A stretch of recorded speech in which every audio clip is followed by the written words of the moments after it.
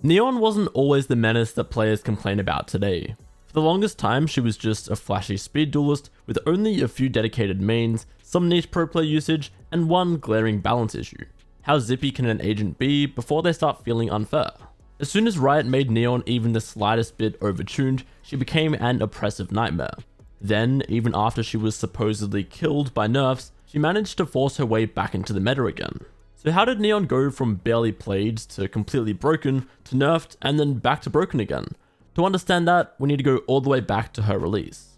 Neon arrived in January of 2022 with patch 4.0, becoming Valorant's first Filipina agent. She instantly stood out as one of the most energetic characters Riot had added to the game. Between her design, her personality, and the whole electricity-based speed fantasy, there was a lot of excitement around her release. Once the hype settled and people actually started playing Neon, however, she landed in a slightly awkward spot. She was clearly unique, and in the right hands she could look terrifying, but she also wasn't this instant must-pick duelist. Most players still trusted Jett or Raze more, and Neon quickly became less of a meta staple and more of a flashy specialist pick. It took clean mechanics, especially with your movement and bunny hopping, to enable Neon as an agent. Speaking of mechanics and enabling them, I wanted to take a second to show you guys this keyboard from Melgeek. They were kind enough to send me their new Made 68 Ultra V2, and this low latency keyboard is basically built for Valorant. I've been using this keyboard for a while now, and I have to say it's extremely reliable and stable.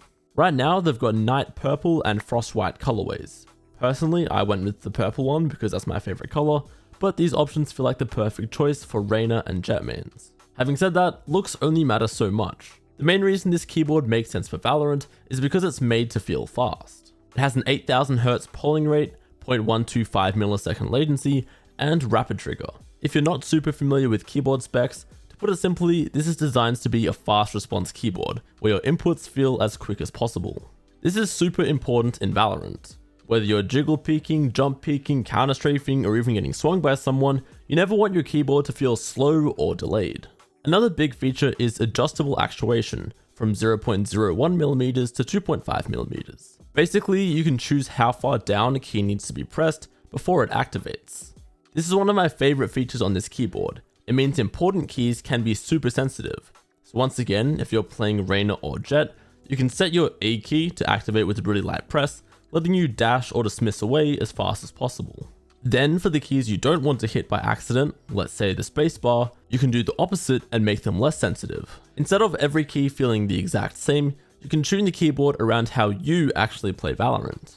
This keyboard is used on the VCT tournament stage by pros like Zekken and Cortezia, so that's how you know it can perform at the highest level. Outside of the performance, the Ultra V2 has a solid aluminum body, making it feel sturdy and premium. There are internal layers designed to reduce that hollow keyboard sound and make typing feel softer and cleaner.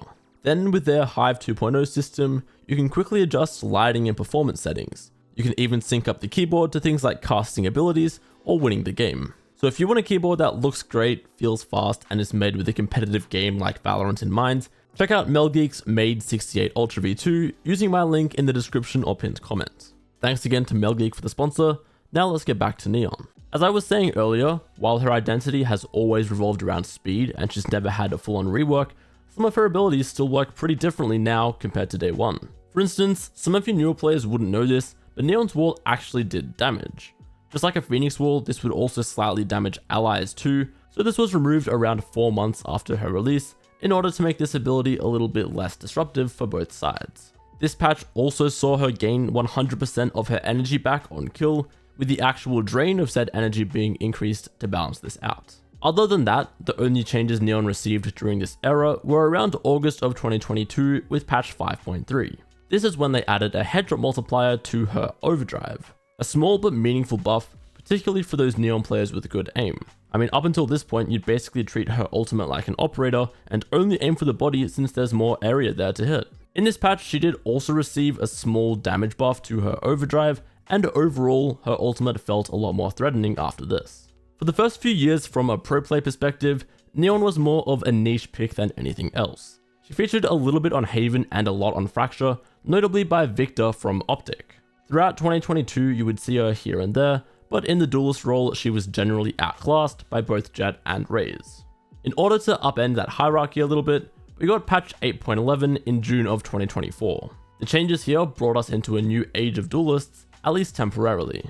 This is when Neon's infamous sliding accuracy was added, although back then it was offensively strong compared to now.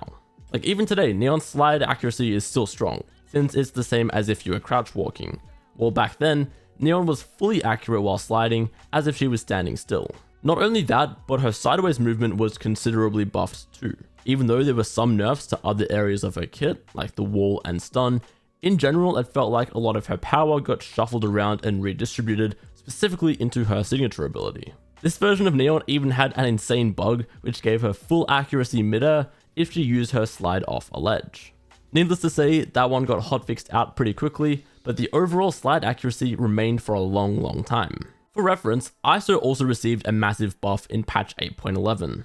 All of a sudden, his shield was instant, it lasted for 20 seconds, and he got additional charges for every 2 kills. That proved far too strong and frustrating to deal with, so it was nerfed heavily a week later, but it wasn't for another 6 months until Neon would receive any nerfs. So then in patch 9.11, her ultimate was hit pretty hard, going from a 20-second duration down to a 10-second one, and her ultimate points were increased from 7 up to 8. Additionally, her slide had the charges reduced from 2 down to 1, and of course the slide accuracy was adjusted to how it remains today, the equivalent of crouch walking.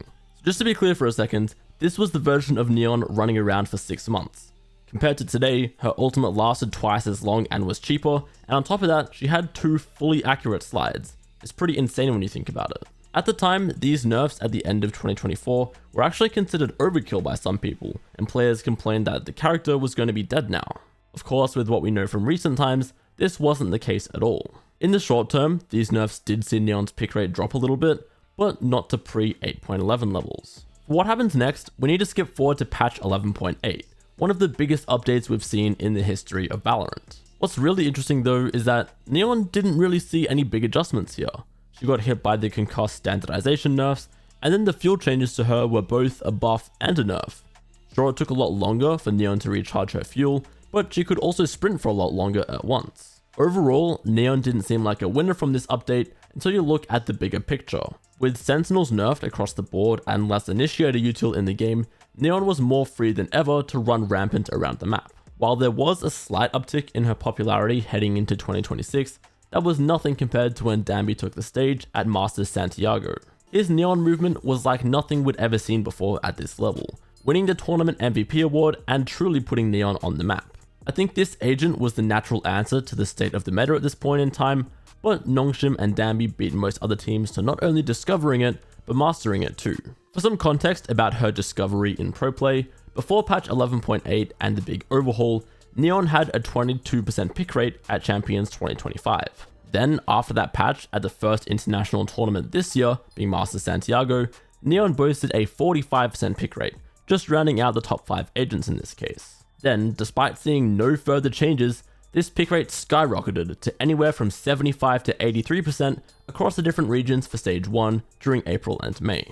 For comparison, this rivals and actually trumps even Prime Chamber meta, when he saw a 77% pick rate at Masters Copenhagen. Finally though, that brings us to current day Neon, who, in patch 12.9, just had her bunny hopping stripped away, as well as her ability to refresh fuel on kill.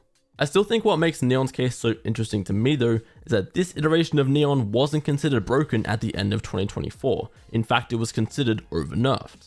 Yet here, in 2026 with less utility, she was a menace. I do honestly believe that the nerf to shotguns and upcoming Sentinel buffs would have been enough to bring Neon down a notch anyway, but she clearly was a point of concern that needed some work. Personally, I reckon they should give back her bunny hopping, at least to a degree, but then take away the sliding accuracy.